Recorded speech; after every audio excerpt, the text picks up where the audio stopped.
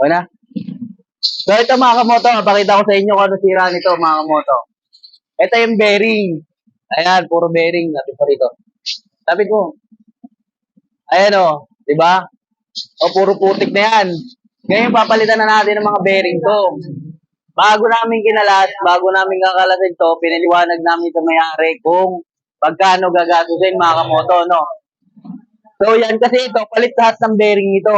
Ayan, nakikita nyo, ang itim mo, maluwag na rin, oh. Sabit mo, ayan. Diba, maluwag na. So yan, kaya nagkakaganto yan mga kamoto dahil pagka nalusong sa bahay yung motor nyo, mapapasukan ng tubig yan mga kamoto. Pag napasukan ng tubig, magkakaroon niya ng magpuputik na sa loob. Kasi yung pinakalangis nito, magiging kulay gatas, tapos magiging kulay itim.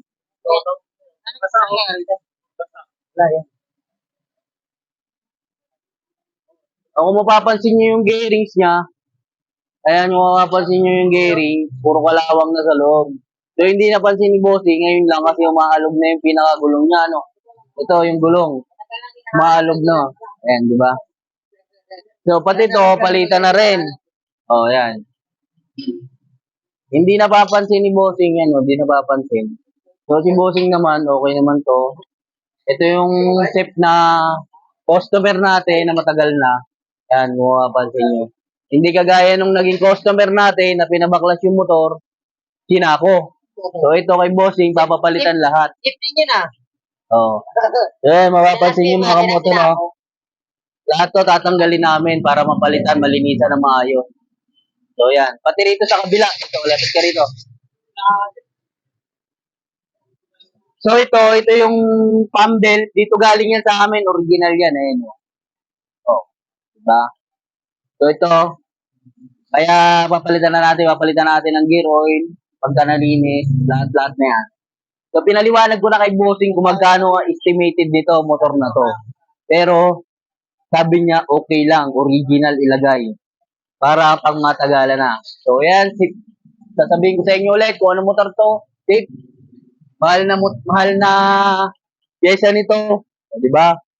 So, yan. Ito na nga yung mga bearing niya mga kamoto. Natanggal na natin. So, kung mapapansin niyo yung pinakalagayan ng bearing nito sa may crankcase, napakalinis na. Ayan o. Di ba? Ang laki-laki ng pinagbago pagka nalilinisan. So, yan. Palit ng bearing lahat yan mga kamoto. So ayan mga kamoto, ito na nga siya yung ating finished product, natapos na yung palit ng bearing ng zip. So yan nga, nakakinakabit na yung tambucho. Hindi ko na sa inyo pinakita yung pinaka pagkabit ng bearing dahil sa, alam nyo naman tong shop na to, daming customer, medyo maraming tao kaya hindi natin maasikaso yung mga pag ganyan-ganyan video na yun. Papakita ko lahat para may matutunan kayo, wala tayong time.